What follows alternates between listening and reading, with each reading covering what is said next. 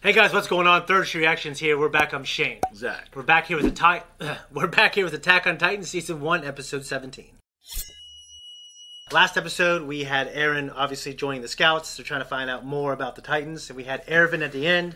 Yeah, wasn't it where Armin and Mikasa had arrived at the camp? Yeah, we had like the ceremony where people can decide which path they want to go towards. Yep. And most of Eren's friends joined the Scouts. Yep. John had that inflamed, impassioned speech.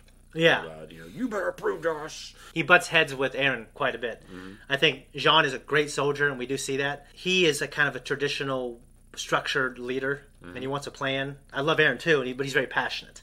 Yeah. And that passion is great, and it also gets him into trouble. He's the Raph. He's the Raph, which, I think Raph and Leo are just so interesting because of that. Yeah. But I'll tell you what, the Ninja Turtles series that we are doing now, I love it so much. And Mike and Donatello have become, to me, just a little more captivating as well. Well, they're great. They're great personalities in that show. We had Erwin at the end riding off, like screaming towards the camera. I remember. And we had a little more Levi, and I just... Like that 100 whatever number expedition they're going on. Yeah. And he gives a speech and he just rides off like a madman. Yeah, I really think, I don't know if we react to it, because I don't know what kind of views we get, but Steins Gate. You would just really like that show. I think your daughter would really like it quite a bit. But his voice on there is just incredible. Well, you pointed out to me that he also plays Scar in Full Metal Alchemist Brotherhood. The minute you said it, I'm like, dude, yeah. Like, I hear it now. We're riding off now to another expedition. We're trying to make it to the basement to discover what Aaron Zad has in there. So maybe we'll get there this episode, but we're going to jump in to find out. Before we do, I just want to remind you guys that the reaction is for free. It's on Patreon, but you don't need to be a patron. You just got to click that link and then come back here for the discussion. Can you fucking believe this fucking thing? Oh, I can. Fucking horrible.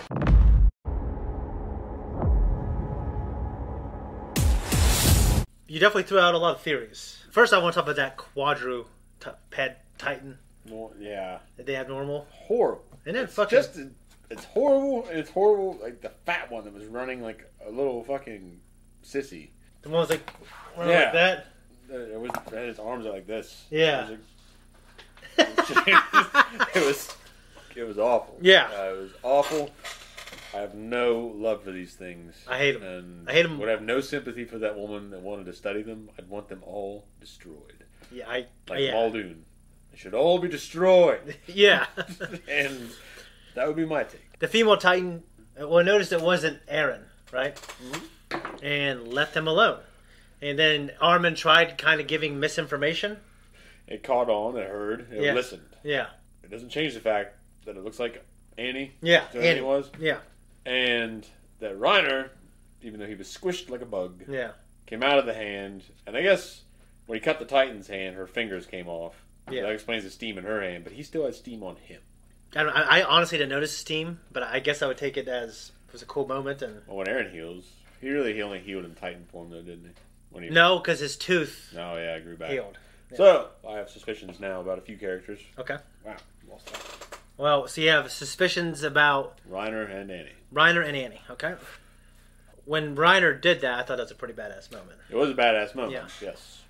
Have you ever used misinformation against someone? Of course. Me too. Well, you get caught in one of those situations. You gotta throw them off the scent. Yeah, so we discussed the horses. His horses are going fucking forever. The quadruped was fucking terrible. What did you think of the formation essentially being like a radar, though? No, it's cool. It's a very cool idea. And you look at the innovations that people had to make in the past to deal with their circumstances when they did not have technological advances. Yeah. It's very intriguing to learn about humanity's efforts.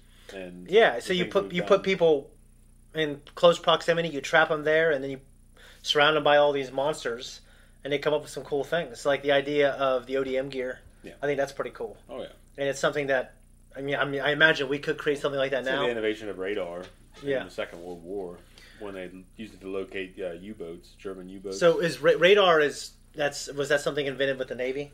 Yeah, I don't remember where it originated particularly, but I believe it was the British that started utilizing it, the Allied forces in general, but I think it started with the British.